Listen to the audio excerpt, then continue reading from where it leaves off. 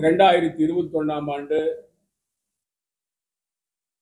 சட்டமன்ற தேர்தலில் பிரதமர் மோடி அவர்களும் உள்துறை அமைச்சர் அமித்ஷா அவர்களும் நிதி அமைச்சர் நிர்மலா சீதாராமன் அவர்களும் புதுச்சேரி மாநிலத்தில் என்ஆர் காங்கிரஸ் பாஜக கூட்டணி ஆட்சி அமைந்தால் புதுச்சேரிக்கு சிறப்பு மாநில அந்தஸ்து கொடுப்போம் என்று வாக்குறுதி அளித்தார். அது அவருடைய தேர்தல் அறிக்கையிலே இருக்கிறது. காங்கிரஸ் கட்சியின் சார்பிலும் எங்களுடைய கூட்டணி கட்சிகளின் சார்பிலும் மாநில அந்தஸ்தை நாங்கள் வலியுறுத்தினோம். என்ஆர் காங்கிரசும் வலியுறுத்தியது. ஆனால் அவர்கள் என்ஆர் காங்கிரஸ் பாஜக கூட்டணி ஆட்சி வந்து 3.5 ஆண்டு காலம் ஆகிவிட்டது. இதுவரை மாநில அந்தஸ்து சம்பந்தமாக மத்திய அரசு கைவிரித்து விட்டது. புதுச்சேரிக்கு மாநில அந்தஸ்து கொடுக்கும் எண்ணம் மத்திய அரசுக்கு இல்லை என்று மோடி அரசு பாராளுமன்றத்தில் எங்களுடைய பாராளுமன்ற உறுப்பினர் மரியாதைக்குரிய வைத்திலிங்கம் அவர்கள் கேட்ட கேள்விக்கு பதிலளித்திருக்கிறார்.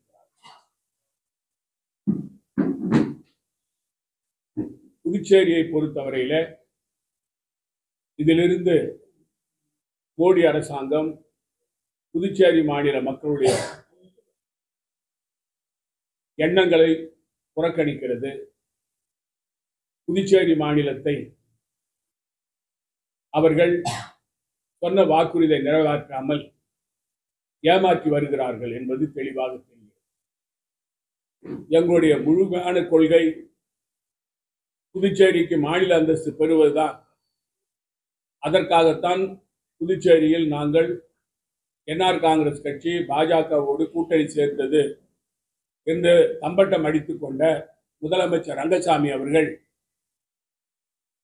மாநில அந்தஸ்து பெறுவதற்கு எந்த நடவடிக்கையும் எடுக்கவில்லை. வெறும் தேர்தலுக்காக மாநில அந்தஸ்து பெறுவோம் என்று சொல்லி மக்களை ஏமாற்றி வாக்குகளை வாங்கி என்ஆர் காங்கிரஸ் கட்சியும் பாரதிய ஜனதா கட்சியும் மாநில மக்களை ஏமாற்றுகிறார்கள்.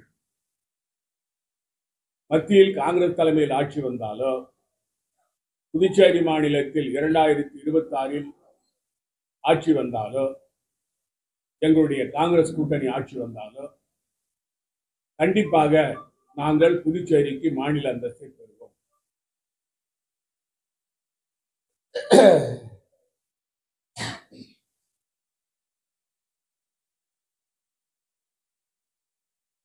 சில தினங்களுக்கு முன்பு மின்சாரத்துறை அமைச்சர்கள் மாநாட்டில் கலந்து கொண்ட மின்சாரத்துறை அமைச்சர் மரியாதைக்குரிய நமச்சிவாயம் அவர்கள் ப்ரீபெய்ட் மின் திட்டத்தை மாற்றி போஸ்ட்பெய்ட் மின் திட்டமாக மத்திய அரசு வழங்க வேண்டும் என்று கோரிக்கை வைத்திருக்கிறார். இந்தியாவில் எந்த மாநிலத்திலும்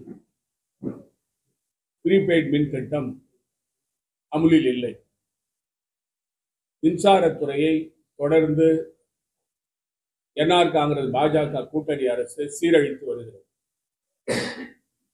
புதுச்சேரி மாநில மக்களுடைய உணர்வுகளை மதிக்காமல், தொழிலாளர்களுடைய கோரிக்கைகளை ஏற்றுக்கொள்ளாமல்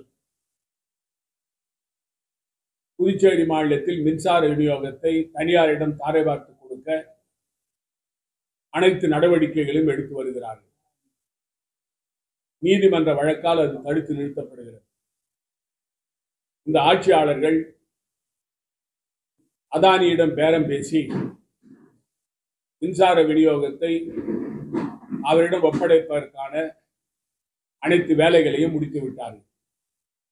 ஆனால் சட்டமன்றத்தில் முதலமைச்சர் அவர்களும் சபாநாயகர் அவர்களும் உள்துறை அமைச்சர் அவர்களும் நாங்கள் புதுச்சேரியில் மின்சார விநியோகத்தை தனியாரிடம் ஒப்படைக்க மாட்டோம் என்று கபட நாடகம் ஆடுகிறார்கள்.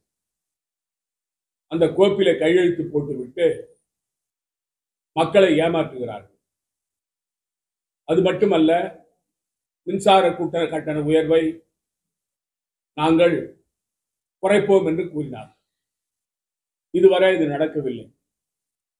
மின்சார கட்டணம் உயர்ந்திருக்கிறது. கொடுத்த வாக்குறுதிகள் ஒன்றை கூட நிறைவேற்றவில்லை. ஒருபுறம் மின்சார விநியோகம் தனியார் மயம், இன்னொரு புறம் மின்சார கட்டண உயர்வு, ப்ரீபெய்ட் மின் திட்டம், மின் மீட்டர் திட்டம், இவையெல்லாம் புதுச்சேரி மாநில மக்கள், வியாபாரிகள் இவர்களுக்கு மிகப்பெரிய சுமையை ஏற்படுத்தி புதுச்சேரி மாநிலத்தில் மின்சாரமானது அதிகப்படியான விலைக்கு மக்கள் வாங்க வேண்டிய ஒரு நிலை ஏற்பட்டிருக்கிறது. இதற்கு இந்த ஆட்சியாளர்கள் பொறுப்பேற்க வேண்டும்.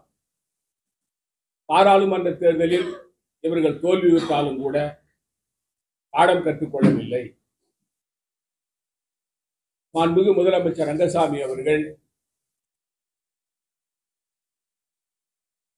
தீபாவளிக்கு முன்பாக புதுச்சேரியில் மாநிலம் முழுவதும் ரேஷன் கடைகளை திறந்து புதுச்சேரி மாநில மக்களுக்கு அரிசி, கோதுமை, சர்க்கரை, பாமாயில், பருப்பு வகைகள் எல்லாம் விநியோகம் செய்வோம் என்று கூறினார். அப்பொழுது கூட முதலமைச்சர் அவர்கள் தீபாவளி சமயத்தில் புதுச்சேரி மாநில மக்களுக்கு 10 கிலோ இலவச அரிசியும் 2 கிலோ சர்க்கரையும் ரேஷன் கடைகள் மூலமாக வழங்கப்படும் என்றார். தீபாவளி நவம்பர் மாதம் 5ஆம் தேதி முதலமைச்சர் மேட்டுப்பாளையத்தில் ஒரு இடத்தில் அந்த 10 கிலோ அரிசி மற்றும் சர்க்கரை கொடுப்பதை ஆரம்பித்தார். ஆனால் தீபாவளி முழுவதும் எந்த ரேஷன் கடையும் திறக்கவில்லை. அது மட்டுமல்ல, ரேஷன் கடைகளுக்கான வாடகை கொடுக்கப்படவில்லை. ரேஷன் கடை ஊழியர்களுக்கு 6 ஆண்டு கால சம்பளம் கொடுக்கப்படவில்லை. இப்பொழுது அங்கன்வாடிகளிலும் சமுதாய நலக்கூடங்களையும் தேடிக்கொண்டு அங்கிருந்து ரேஷன் பொருட்களை கொடுப்போம் என்று கூறுகிறார். முதலமைச்சர் அவர்கள் சொன்ன வாக்குறுதி நிறைவேற்றப்படவில்லை. மக்கள் ரேஷன் கடை எங்கே இருக்கிறது என்று தெரியாமல் சுற்றி வருகிறார்கள். அது மட்டுமல்ல, தீபாவளி சமயத்தில் 1000 ரூபாய் பொறுமான பொருட்களை 500 ரூபாய்க்கு கொடுப்போம் என்று தீபாவளி சமயத்தில் கொடுப்போம் என்று சொன்னார்கள். அதுவும் நடைபெறவில்லை. இப்படி ஒட்டுமொத்தமாக புதுச்சேரி மாநில மக்களை தொடர்ந்து என்ஆர் காங்கிரஸ் பாஜக கூட்டணி அரசு ஏமாற்றி வருகிறது. அந்த அரிசி, ரேஷன் அரிசி கொடுக்க ஆரம்பித்து அந்த அரிசி தரமற்ற அரிசியாக இருக்கிறது. ரேஷன் அரிசியை அட்டை தீட்டி இப்பொழுது கொடுக்கிறார்கள். காங்கிரஸ் ஆட்சி காலத்தில் நான் முதலமைச்சராக இருந்த பொழுது பொன்னி அரிசியை, தரமான அரிசியை புதுச்சேரி மாநில மக்களுக்கு கொடுத்தார். ஆனால் இப்பொழுது தரமற்ற அரிசி என்று மக்கள் அவைகளை விமர்சனம் செய்கிறார்கள். தரமில்லாத அரிசி கொடுப்பதன் மூலமாக மிகப்பெரிய அளவில் இதில் கையூட்டு பெறப்பட்டிருக்கிறது. அது மட்டுமல்லாமல் அந்த அரிசியை விநியோகம் செய்கின்ற அந்த பைக்கும் லஞ்சம் வாங்கப்பட்டிருக்கிறது. அதனால்தான் தரமில்லாத அரிசி புதுச்சேரி மாநில மக்களுக்கு கொடுக்கப்படுகிறது. இதை பற்றி ஆட்சியாளர்கள் கவலைப்படவில்லை. கடந்த 5 நாட்களுக்கு முன்பு புதுச்சேரி மாநிலத்தினுடைய சட்டமன்ற உறுப்பினர் மரியாதைக்குரிய சிவசங்கரன் அவர்கள் அவருடைய அலுவலகத்துக்கு ராமு என்ற ரவுடி சென்று அவரை மிரட்டி கொலை மிரட்டல் விடுத்து, நீ இந்த வியாபாரிகள் பிரச்சனையில் தலையிட்டால் உன்னுடைய உயிர் இருக்காது என்று பட்டவர்த்தனமாக கூறிவிட்டு சென்றிருக்கிறார் அவருடைய அலுவலகத்திலேயே. அந்த சட்டமன்ற உறுப்பினர் வியாபார சங்கத்துடைய தலைவர். கோரிமேடு பகுதியில் கடை வைத்திருக்கும் அந்த ராமு அங்கு இருக்கின்ற வியாபாரிகளிடம்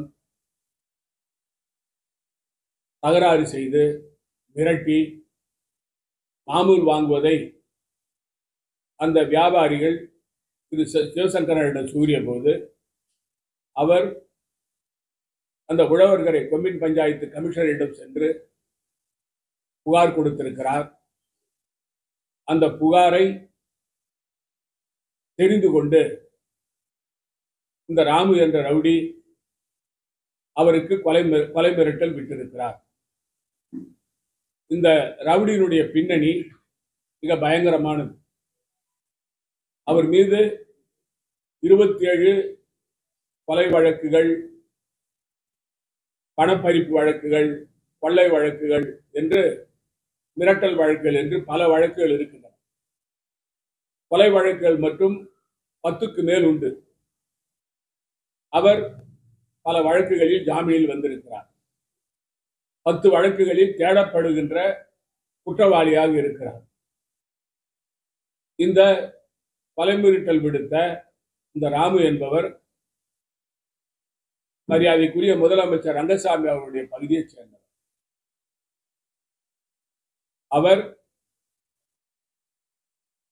அவர் மீது காவல்துறை நடவடிக்கை எடுக்காததற்கு காரணம் காவல்துறையுடைய கைகள் கட்டப்பட்டிருக்கின்றன. முதலமைச்சர் ரங்கசாமியினுடைய நேரடி தலையீட்டால் அந்த ராமு என்பவர் காவல்துறையால் கைது செய்யப்படவில்லை. ஒரு சாதாரண வழக்குகளில் கூட சம்பந்தப்பட்டவர்களை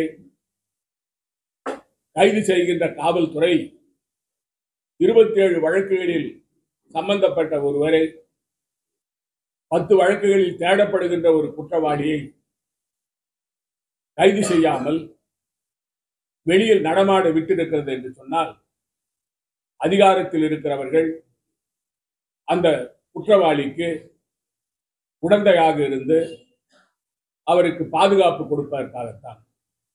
இதனால்தான் புதுச்சேரி மாநிலத்தில் ஆட்சியாளர்கள் முதலமைச்சரிலிருந்து உள்துறை அமைச்சர் அமைச்சராயத்திலிருந்து மற்ற அமைச்சர்கள் எல்லாம் இந்த ரவுடிகளுக்கு சாதகமாக இருந்து அவர்களை காப்பாற்றுவதன் மூலமாக காவல்துறையினர் செயல்பட முடியாத நிலை ஏற்பட்டிருக்கிறது.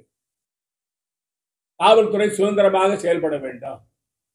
அது புதுச்சேரி மாநிலத்தில் இல்லை. ஆட்சி அதிகாரத்தில் இருக்கிறவர்களுக்கு வேண்டியவர்கள் என்றால் அவர்களை இந்த காவல்துறை தொடுவதில்லை. இதை நாங்கள் பத்திரிகைகளில் பேட்டி கொடுத்தால் உள்துறை அமைச்சர் திரு நமச்சிவாயம் அவர்கள் என்னை சாடி பேசியிருக்கிறார். முதலமைச்சர் ஆக இருந்த திரு நாராயணசாமி காவல்துறை அமைச்சராக இருந்த பொழுது புதுச்சேரி மாநிலத்தில் சட்டம் ஒழுங்கு கட்டுக்குள் இருந்ததா என்று கூறியிருக்கிறார். நான் சவால் விட்டு கூறுகிறேன். நான் முதலமைச்சராக இருந்த சமயத்தில் காவல்துறையினுடைய அமைச்சராக இருந்த பொழுது 13 ரவுடிகளை குண்டர் தடை சட்டத்தில் கைது செய்து சிறையில் அடைத்தோம். புதுச்சேரி மாநிலத்தில் திரு ரங்கசாமி அவர்கள் முதலமைச்சராக இருந்த சமயத்தில் நெல்லித்தோப்பில் ஒரு சேட்டு கொலை செய்யப்பட்டு அவர் வைத்திருந்த அந்த கடையில் இருந்த 5 கிலோ தங்கத்தை கடத்தி சென்றவர்களை நாங்கள் கண்டுபிடித்து அந்த சேட்டு குடும்பத்திற்கு அதை ஒப்படைத்தது மட்டுமல்லாமல் அந்த சேட்டு கொலை வழக்கில் சம்பந்தப்பட்டவர்களை சிறையில் அடைத்தோம். முத்தியால்பேட்டையில் ஒரு பாட்டி கொலை செய்யப்பட்டிருந்தார் ரங்கசாமி அவர்கள் முதலமைச்சராக இருந்த பொழுது. அது கண்டுபிடிக்கப்படவில்லை. ஆனால் எங்கள் ஆட்சியில் நான் காவல்துறை அமைச்சராக இருந்த பொழுது அந்த குற்றவாளியை கண்டுபிடித்து அவரை சிறையில் அடைத்தோம். இதுதான் எங்களுடைய ஆட்சியினுடைய சாதனை. திரு நமச்சிவாயம் அவர்கள் ஏதோ எங்கள் ஆட்சியில் எதிர்கட்சியில் இருந்தது போலவும், அவர் அமைச்சராக இல்லாதது போலவும், அவர் ஏதோ வெளியில் இருந்து பேசுவது போலவும் முதலமைச்சர் நாராயணசாமி ஆட்சியில் இது நடக்கவில்லை என்று கூறுகிறார். புதுச்சேரி மாநிலத்தில் ஒரு அமைச்சராக இருந்து பல முக்கியமான துறைகளை வைத்து பதவி சுகத்தை அனுபவித்து வந்த நமச்சிவாயம் என்னை பார்த்து நாராயணசாமி ஆட்சியில் சட்டம் ஒழுங்கு கெட்டுவிட்டது என்று கூறுகிறார். உண்மையிலேயே எங்களுடைய ஆட்சியில் சட்டம் ஒழுங்கு சரியாக இல்லை என்றால் திரு நமச்சிவாயம் அவர்கள் எதிர்ப்பு தெரிவித்து ஏன் அமைச்சரவையில் இருந்து வெளியே போகவில்லை? குறிப்பாக ஒரு பிரபல ரவுடி புதுச்சேரி மாநிலத்தில் பல கொலை வழக்குகள் சம்பந்தப்பட்டவர். அவர் குண்டர் தடை சட்டத்தில் கைது செய்யப்பட்டு மட்டுமல்ல, ஆயுள் தண்டனை அனுபவிக்கின்ற ஒரு கைதி. அவரை விடுதலை செய்வதற்கு என்னிடம் வந்து நமச்சிவாயம் கேட்டார். அவர் என்னுடைய அமைச்சரவையில் அமைச்சராக இருந்தார். நான் அதை மறுதளித்து, இவர் பல கொலை குற்றங்களில் சம்பந்தப்பட்டிருக்கிறார், அவரை நான் விடுதலை செய்ய முடியாது என்று திட்ட தெளிவாக அவரிடம் கூறிவிட்டேன். இப்படிப்பட்ட நமச்சிவாயம் என்னை பார்த்து சட்டம் ஒழுங்கை நான் கட்டுக்குள் வைத்திருக்கவில்லை என்று என்னை குறை கூறுகிறார். அதாவது அவர் இனிமேல் என்னை பற்றி என்னுடைய ஆட்சியில் சட்டம் ஒழுங்கு சரியில்லை என்று சொன்னால் அவர் யாருக்காக என்னிடம் சிபாரிசுக்கு வந்தார், நான் அதை ஏன் மறுதளித்தேன் என்பதை பகிரங்கமாக மக்கள் மத்தியில் சொல்ல வேண்டிய நிலைமை ஏற்படும். ஒரு காங்கிரஸ் ஆட்சியிலே அமைச்சராக இருந்து கொண்டு பதவியை அனுபவித்து விட்டு வெளியே சென்று தன்னுடைய சொத்தை காப்பாற்றிக் கொள்வதற்காக,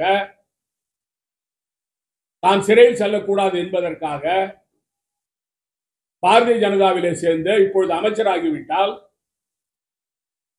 அவர் எங்களை பற்றி குறை சொல்வதற்கு திரு நமச்சிவாயத்துக்கு என்ன உரிமை இருக்கிறது? அவர் நாவடக்கத்தோடு பேச வேண்டாம்.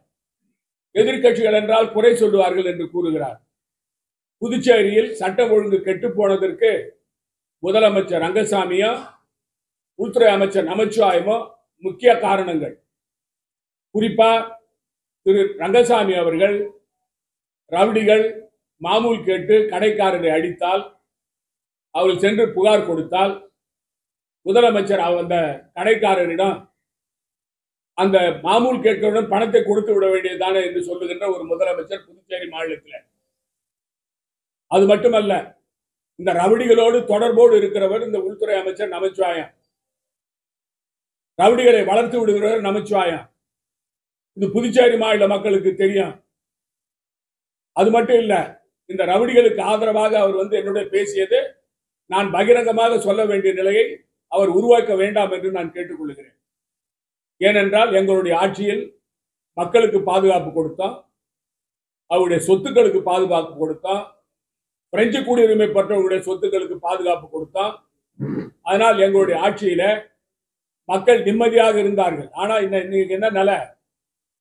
கொலை, கொள்ளைகள், வழிப்பறி கொள்ள, சொத்து அபகரிப்பு, நில அபகரிப்பு, வீடு அபகரிப்பு, குழந்தைகளை கடத்துறது, மாமூல் வாங்கிறது, கடைகளை மிரட்டி மாமூல் வாங்கிறது தொடர்கதையாக இருந்து வருகிறது.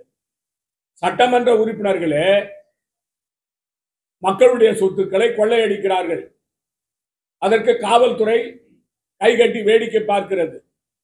இதுதான் இந்த ஆட்சியினுடைய அலங்கோலமான நிலை. புதுச்சேரி மாநில மக்கள் நிம்மதியாக வாழ முடியவில்லை. இந்த ரெஸ்டோ பார்களை திறந்து புதுச்சேரியில சட்ட ஒழுங்கு மிகப்பெரிய அளவில் பாதிக்கப்பட்டிருக்கு. நான் காவல்துறை தலைமை அதிகாரியை கேட்டுக்கொள்கிறேன், நான் மிக துணைநிலை ஆளுநரை கேட்டுக்கொள்கிறேன், தயவு செய்து இந்த ஆட்சியாளர்கள் நம்பாதீர்கள். சட்ட ஒழுங்கை கட்டுக்குள் வைத்திருப்பதற்கு நீங்களும் முனைந்து பாடுபட வேண்டும். மக்களுடைய நிம்மதிதான் நமக்கு முக்கியம். புதுச்சேரி மாநில மக்கள் நிம்மதியாக வாழ வேண்டும். அதாவது ஒரு அமைச்சராக இருந்தவர், என்னுடைய அமைச்சரவை அமைச்சராக இருந்தவர் அடிக்கடி என்னுடைய ஆட்சியை பற்றி குறை சொல்வதற்கு அவருக்கு என்ன உரிமை, அதிகாரம் இருக்கிறது, உரிமை இருக்கிறது. 5 ஆண்டு காலம் பதவி அனுபவிச்சு போனவர் வெளியில போய் எங்க ஆட்சியை பற்றி குறை சொல்றாருன்னா அவர் 5 ஆண்டு காலம் அவர் என்ன செஞ்சாருன்னு மக்களுக்கு தெரியும். அதனால அவர் எங்க ஆட்சியை பற்றி குறை சொல்றதுக்கு அவருக்கு எந்த விதமான அருகதையும் கிடையாது. தொடர்ந்து டாக்டர்களுக்கு புதுச்சேரி மாநிலத்தில் பாதுகாப்பு இல்லை. ஏற்கனவே ஒரு டாக்டர் தாக்கப்பட்டார் புதுச்சேரியில. டாக்டர்கள்லாம் சுதந்திரமா மருத்துவம் பார்க்க முடியல. குறிப்பா நோயாளிகளினுடைய உதவியாளர்கள் இந்த டாக்டர்களை மிரட்டுற வேலை நடந்து கொண்டிருக்கிறது. அதற்கு தகுந்த பாதுகாப்பு டாக்டர்களுக்கு கொடுக்க வேண்டாம். அதாவது இதுவரைக்கும் புதுச்சேரியை பொறுத்தல பெட்ரோல் பங்க் வைக்கிறவங்க, கேஸ் ஏஜென்சி வைக்கிறவங்க, அதாவது Indian oil corporation, Bharat petroleum, அப்புறம் HPC, இதுல உரிமம் பெறவங்க அந்த அனுமதி வாங்குறதுக்கு மாநிலத்தில் 9 துறைகளில் அனுமதி பெறணும். அதாவது வருவாய்த்துறையிலிருந்து, பொதுப்பணித்துறையிலிருந்து, உள்ளாட்சித்துறையிலிருந்து, ஃபயர் சர்வீஸிலிருந்து, விவசாயத்துறையிலிருந்து பலர்கிட்ட அனுமதி பெறணும். 9 பேர். அது சிங்கிள் விண்டோ சிஸ்டம். அதற்கு இறுதி ஒப்புதல் கொடுப்பவர் இந்த 9 துறைகளிலிருந்து அந்த ஒப்புதல் பெற்று போட்டால் இறுதி ஒப்புதல் கொடுக்கிறவர் மாவட்ட தலைமை அதிகாரி, கலெக்டர் தான் கொடுக்கணும். அதற்கு பிறகு அவர்கள் பெட்ரோல் பங்க் போட்டுக்கலாம், கேஸ் ஏஜென்சி வச்சுக்கலாம். இது தொடர்ந்து பல ஆண்டுகளாக இருந்து வருது. இது நம்ம இந்தியா புதுச்சேரி மாநிலம் மட்டும் இல்லை, இந்தியா முழுவதும் இதான் நிலைமை. ஆனா புதுச்சேரி மாநிலத்தில் இப்போ ஒரு அறிவிப்பு வந்திருக்கு. என்ன அறிவிப்புன்னு சொன்னா, இந்த கோப்புகள் எல்லாம் முதலமைச்சருக்கு செல்ல வேண்டாம். எதுக்கு செல்ல வேண்டாம்? முதலமைச்சருக்கும் இந்த ஏஜென்சிக்கு ஒப்புதல் கொடுக்கிறதுக்கு என்ன சம்பந்தம்? இது நிர்வாக ரீதியான உத்தரவு. இல்ல கலெக்டர் தான் கொடுத்து முடிக்கணும். ஏன்னா முதலமைச்சர்கிட்ட போனா அந்த கோப்பை அங்க வச்சுக்கின்னு முதலமைச்சரிடம் இருக்கின்ற புரோக்கர்கள், நான் ஏற்கனவே சொன்னேன் 5 புரோக்கர், இப்ப 6வது புரோக்கர் வந்துக்கிறாங்க. அங்க இந்த புரோக்கர்கள் முதலமைச்சர் அலுவலகத்துக்கு நீங்க போகணும்னா முதல்ல புரோக்கர் தான் தரிசனம் பார்க்கணும். புரோக்கர்கள் விட்டாதான் நீங்க உள்ள போக முடியும். மரியாதைக்குரிய முதலமைச்சர் ரங்கசாமிக்கு இந்த கோப்புகளை அனுப்ப வேண்டும் என்று சொல்வதற்கு காரணம் என்ன, பின்னணி என்ன? அதாவது நிர்வாகத்துல மத்திய அரசாங்கம், மோடி அரசாங்கம் நிர்வாகத்தை அதாவது சிரமம் இல்லாம நடத்தணும் அப்படின்னு சொல்றாங்க. குறிப்பா எந்த விதமான காலதாமதம் இல்லாம மக்களுக்கு உடனடியாக அவங்களுக்கு உதவி கிடைப்பதற்கான நடவடிக்கை எடுக்கணும்னு சொல்றாங்க. ஆனா நீங்க முதலமைச்சர் அவர்களுக்கு அனுப்பி அந்த கோப்பை அங்க வச்சுட்டு முதலமைச்சர்கிட்ட இருக்கிற இந்த புரோக்கர்கள் அந்த கோப்பு போன உடனே அந்த பெட்ரோல் பங்கு போடுறவர்கிட்ட தொலைபேசியில பேசி எனக்கு இத்தனை லட்சம் நீ பணம் கொடு, அப்பதான் முதலமைச்சர்கிட்ட கையெழுத்து வாங்கி கொடுப்பேன் அப்படின்னு சொல்றதுக்காக இந்த கோப்புகள் அங்கே அனுப்பப்பட வேண்டும் என்று உத்தரவு போடப்பட்டிருக்கிறது. இது ஒரு நிர்வாக ரீதியாக தேவையில்லாத ஒன்று. அதாவது ஊழலுக்கு வழிவகுக்கும். இதை செய்யறதுக்காக, இது செய்யறதன் மூலமாக முதலமைச்சர் ரங்கசாமிக்கு கெட்ட பேர் வரும். உடனடியாக அதாவது முதலமைச்சருக்கு அந்த கோப்பு அனுப்பணுன்ற அந்த உத்தரவை ரத்து செய்ய வேண்டும் என்று நான் கேட்டுக்கிறேன்.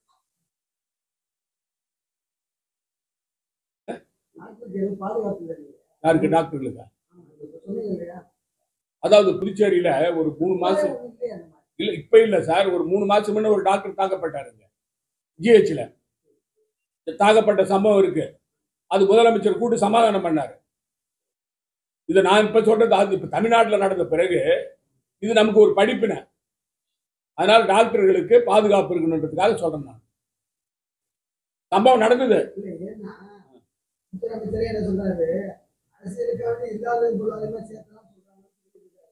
அதுக்குதான் இப்ப பதில் இவ்வளவு விளக்கமா சொன்னேன். நான் அரசியலுக்காக சொல்றேன்னு சொல்றாரு இல்லையா? நான் சொல்றேன், இப்ப இதுல வந்து இந்திரா காந்தி சிலையாண்ட ரவுடிகள் மாமூல் கேட்டு அடிச்சாங்க. அது மட்டும் இல்லாம இந்த பெண்களை போய் வெளியூர்ல இருந்து வந்தவன் கலாட்டம் பண்ணி தகராறு பண்ண. நீங்க வந்து ரோந்து பண்ணா காவல்துறை வந்து ஒழுங்கா கண்காணிச்சா, அது மட்டும் இல்லாம போக்குவரத்தை சரி பண்ணா இதெல்லாம் நடக்குமா? இதுக்கு என்ன காரணம்னா, நான் சொல்றது காரணம், அதாவது ஒரு குற்றவாளிகளை பாதுகாப்பதே உள்துறை அமைச்சரும் நமச்சிவாயமும் முதலமைச்சர் ரங்கசாமியும் தான். குற்றவாளிகள் அவங்க கூட தான் இருக்கிறாங்க. குற்றவாளிகள் தப்பு பண்ணிட்டு போனான்னா அவர் காவல்துறையில சொல்லி அவங்க மேல நடவடிக்கை எடுக்குவான்னு சொல்றது முதலமைச்சரும் நமச்சிவாயமும். ஒரு சம்பவம் இல்ல சார். ஏன் சார் புதுச்சேரி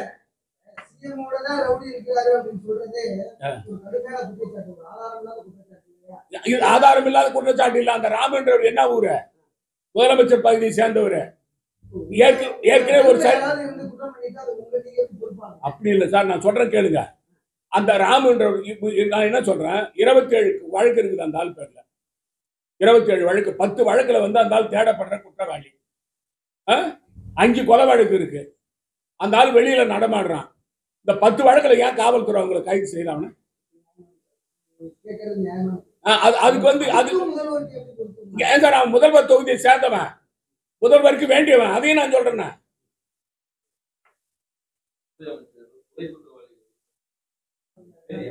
அது சொல்றேன். அவரு பதில் சொல்லிட்டேன். அப்புறம் சொல்றேன். இல்ல இல்ல, நான் பேரை சொல்லும் போது சொல்லு, அந்த நேரம் வரும்போது சொல்லுவேன்.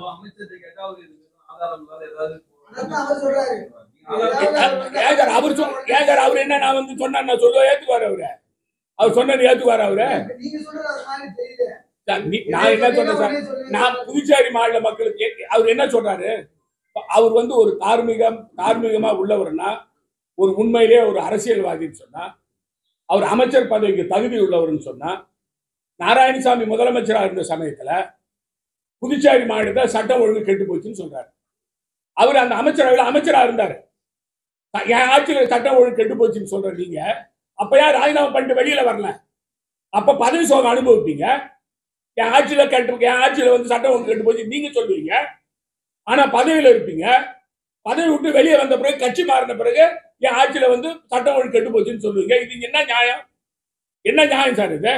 நீ ஒரு அமைச்சர், அதுல நீ அந்த அமைச்சரவையில அங்க நீங்க அந்த அமைச்சரவை எல்லாருக்கும் பொருந்தும். என் ஆட்சியில நாராயணசாமி ஆட்சி, ரங்கசாமி தலைமையில் உள்ள ஆட்சி, நாராயணசாமி தலைமையில் உள்ள ஆட்சி, என் ஆட்சியில தலைமையில் இருந்தா நமச்சிவாயம் தான் அது பொறுப்பு. அப்ப நீ யார் ராஜினாமா பண்ணல, வெளியில வரல? என் ஆட்சியில வந்து நான் முதலமைச்சராக இருக்கும் போது சட்ட ஒழுங்கு கட்டுக்குள்ள இருந்ததோடு தான் புதுச்சேரி மாநிலத்துல மக்கள் நிம்மதியா இருந்தாங்க. நான் சொல்றேன். அதாவது வேணும்னே எதிர்கட்சி சொல்றாங்க நாராயணசாமி அவர் ஆட்சியில சட்டம் ஒழுங்கு கெட்டு போச்சுன்னு சொல்றதுக்கு உங்களுக்கு என்ன உரிமை இருக்குது? நமச்சிவாயத்துக்கு உரிமை கிடையாது. மத்தவங்க சொல்லலாம். ஏன்னா நீ அதுல ஒரு அங்கமா இருந்தாலும், அதுக்காக நான் சொல்றேன்.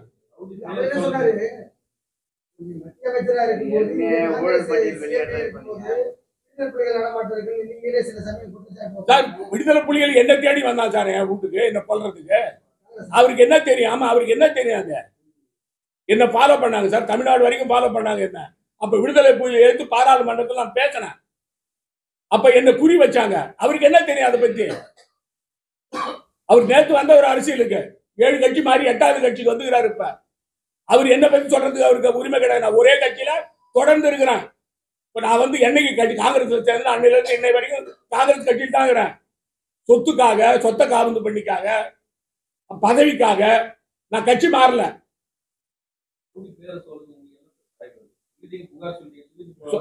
அவர் வந்து என்னை பத்தி பேசினார்னா, என் ஆட்சியை பத்தி பேசினார்னா கண்டிப்பா சொல்லுவான். ஏன் சார் அவர் வந்து நான் சொல்லவே இல்லை சார். நான் என்ன பத்தி என்ன ஏன் சார் நான் தான் உங்களுக்கு சொல்றேன். நீ என் ஆட்சியில மந்திரியா இருந்துட்டு நீரே வந்து என் ஆட்சியில சட்ட ஒழுங்கு கெட்டு போச்சுன்னு சொன்னா நீ வந்து சொல்றதுக்கு உனக்கு தகுதி இருக்கா?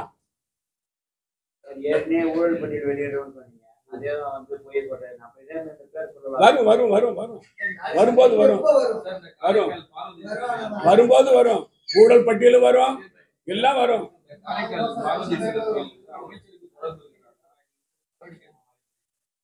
அதாவது சார், காரைக்கால் வந்து பார்வதீஸ்வரன் கோயில் நிலத்தை பொறுத்த வரைக்கும் அதுல விசாரணை தண்டமா போகுது. அதுல 3 பேர் 5 பேர் 6 பேர் அரெஸ்ட் பண்ணிருக்கிறாங்க. மொத்தம் 12 பேர் சம்பந்தப்பட்டவங்க. அதுல 12 பேர் தெரிஞ்ச வரைக்கும், எங்களுக்கு தெரிஞ்ச வரைக்கும் 12 பேர். அதுல ஆனந்த் என்றவர் தான் அதுல முக்கியமா அந்த ஆவணங்களை பயன்படுத்தி பணம் வசூல் பண்ணவர். அவர் என்ஆர் காங்கிரஸை சேர்ந்தவர். அவர் இதுவரைக்கும் கைது செய்யல. அது மட்டும் இல்லாம இன்னும் பலர் சம்பந்தப்பட்டிருக்கிறாங்க. அதுல அரசியல் பின்னணி அதுல இருக்கு, இல்லைன்னு சொல்லல. ஆனா இதை முழுமையா விசாரணை பண்ணணும். முழுமையா விசாரணை பண்ணணும்னு சொன்னா சிபிஐக்கு அனுப்புங்க. உங்களால விசாரணை பண்ண முடியாது. ஏன்னா இதுல சம்பந்தப்பட்டவங்க நிறைய பேர் அரசியல் பின்னணி இருக்குது, அதிகாரிகள் சம்பந்தப்பட்டிருக்கிறாங்க. யாரு இருந்தாலும் வெளியிட்டுமையா, அது என்ன காங்கிரஸ் கட்சியார் தப்பு பண்ணா அவங்க மட்டும் விட்டுடலாமா? அவங்க பேர் தான் நடவடிக்கை எடுக்கணும். அமைச்சருக்கு தொடர்புன்னு நான் சொல்லவே இல்லையே. ஏன் சார், கட்சி தலைவர் சொன்னா அவருக்கு கிடைச்ச ஆதார் சொல்லியிருப்பாரு. நான் அமைச்சர், அதாவது அந்த அமைச்சருக்கு சம்பந்தமானவர் அங்க ஈவோவா இருந்தார். அமைச்சருடைய ஆளு அங்க ஈவோவா இருந்தார். ஆமா, ஆதரவாளர் அங்க ஈவோவா இருந்தார்.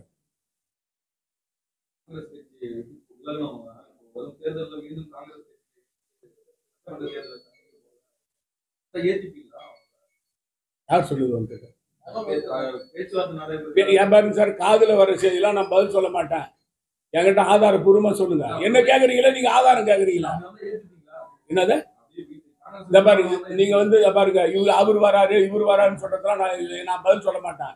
என்கிட்ட ஆதாரபூர்வமா யாரு வராருன்னு சொல்லுங்க, யாரை தொடர்பு கொண்டாருன்னு சொல்லுங்க. அதுக்கு பிறகு நான் பதில் சொல்றேன். என்னங்க? என்ன ஆட்சி போட்டாங்க? ரேஷன் அரிசி தானே? ரேஷன் அரிசியை கேட்டாங்க மக்கள் தரமான பொன்னி அரிசி கேட்டாங்க. எங்க போடுறாங்க பொன்னி அரிசி?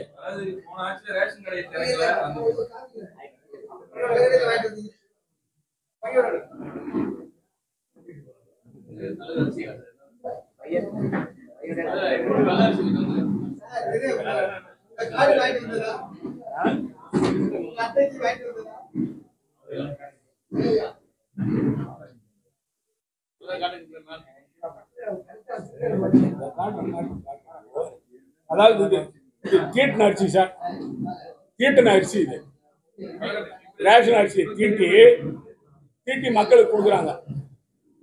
ரேஷன் அரிசி தீட்டப்பட்ட அரிசி.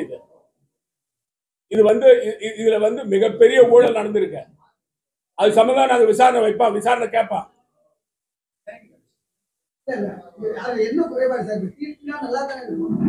ஏன் சார், அப்ப ரேஷன் அரிசி வாங்கி கூட்டு போக வேண்டியதானே கவர்மெண்ட் ஆஃப் இந்தியாவில்? நாங்க கேட்கறது ஏன் சார்? எங்க ஆட்சியில் நாங்க வெள்ளை அரிசி போட்டோம், பொன்னி அரிசி போட்டோம்.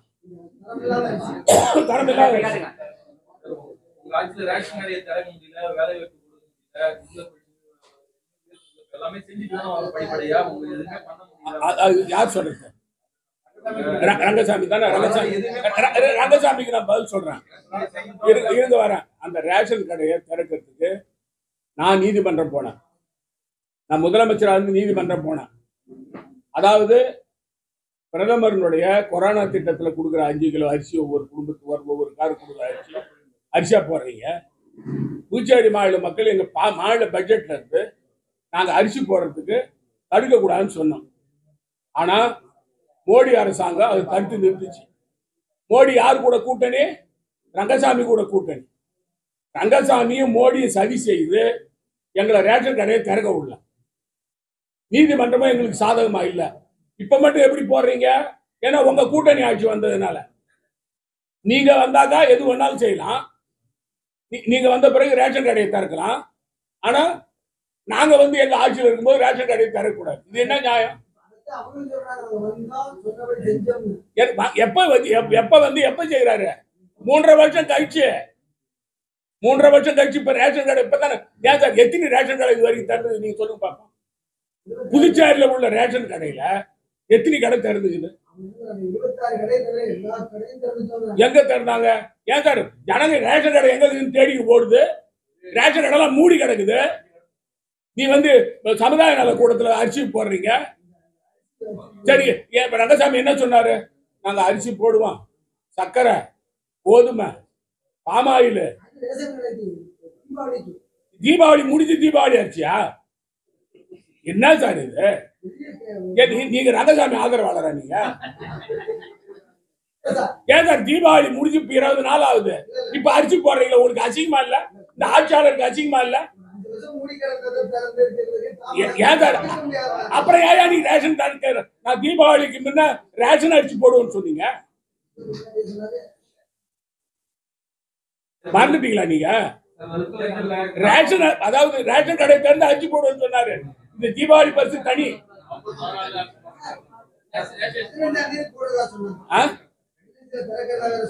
சார் அவர் சொன்னது, முதலமைச்சர் சொன்னது, தீபாவளிக்கு முன்பாக நாங்கள் அனைத்து ரேஷன் கடைகளை திறந்து பொதுமக்களுக்கு அரிசி, கோதுமை, சர்க்கரை, பாமாயில் எல்லாம் கொடுப்போம்னு சொன்னார் முதலமைச்சர்.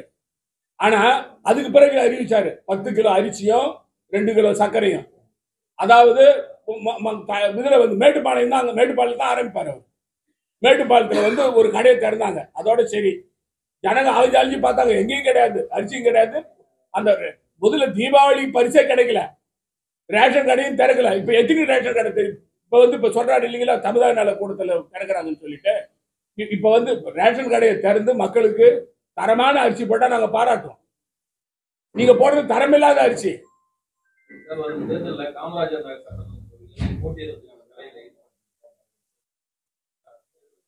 புதுச்சேரியில் இருக்கிற 30 தொகுதியிலையும் எந்த தொகுதியில் ஒன்னாலும் நான் நிற்பேன்.